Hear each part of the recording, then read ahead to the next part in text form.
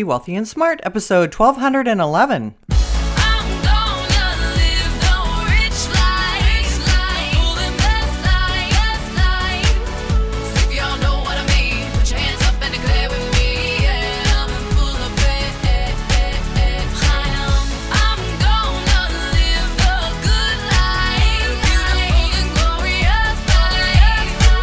Step into a world of wealth and financial freedom without budgets, boredom, or bosses on Be Wealthy and Smart.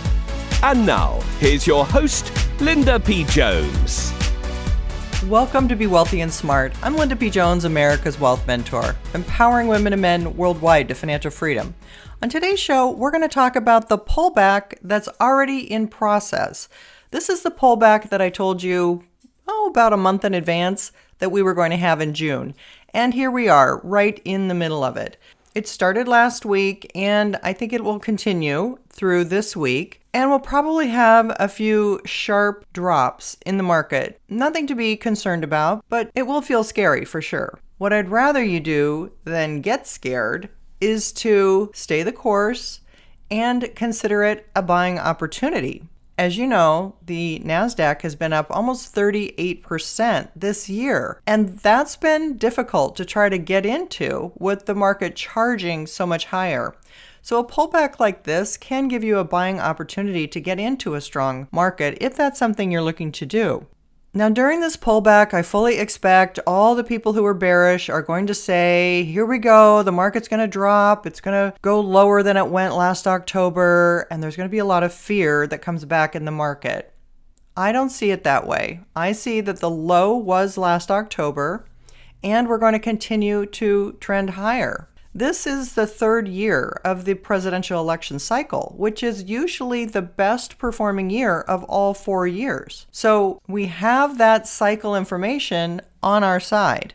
We also have the fact that the Fed has talked about maybe having 1 or 2 possible rate hikes and then being done. But for the Fed to say 1 or possibly 2 more, usually the market will anticipate 6 months ahead of time. So it's already factored in that whether it's another 25 basis points or whether it's 0.5%, that the Fed is close to being done with raising interest rates. And that's very good news. Currently today, a 30-year fixed rate mortgage is at 7.5%. Not high by historical standards over the long term, but definitely high compared to where we've been. Now, on the positive side, consumer spending is very strong, and the housing market seems to be in recovery. And it's hard to generalize because there are different markets that react differently. Some are still having some difficulty, and others are doing much, much better. It seems like there are some spots in the market that are concerning, but they're few and far between. But one of the places I'm very concerned about is commercial real estate. Ever since the pandemic, people really haven't gone back to their offices like they did before the pandemic, and a lot of office buildings are empty. There's a glut of space. There's problems with shopping malls not being able to be filled with retail stores. There's some restaurants that have gone out of business. There's all kinds of problems that commercial real estate owners are having to deal with. And I think that is a problem that we are going to have to deal with in the market later this year. But for right now, I think we'll be able to get through this pullback and the market is going to resume its strong bull trend.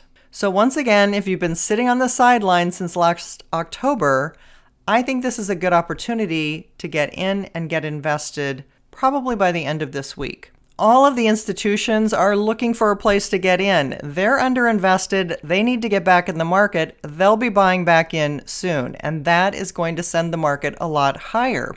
In addition to that, if the dollar continues to weaken, which it looks like may happen in July and August, that can also send the stock market higher as foreign money comes into our market because it's that much cheaper with the currency exchange working to their advantage. And they can buy more shares in our market since the dollar is weaker. And finally, as I reported in earlier podcasts, after you have a steep decline in a market like we had last year, there's about a 92 or 93% chance that the following year the market goes up. And that's where we are right now in that follow-up year. So I'm very bullish for this year. Be sure to buy on the dips. This is the dip you've been looking for this year if you haven't gotten back in since last October. If you haven't yet subscribed to Be Wealthy and Smart, hit the subscribe button and you'll be notified as soon as new podcasts are available. And you can find all of my podcasts in my wealth mentoring library on my website at lindapjones.com/podcasts, where there's a search bar and you can put in any topic that you want to know more about. That's all for today. Until next time, live the good life and be wealthy and smart. Thank you for listening to Be Wealthy and Smart with Linda P. Jones. Share the wealth and tell your family and friends about the show. Check out our website, blog, and social media for more riches at www.bewealthyandsmart.com.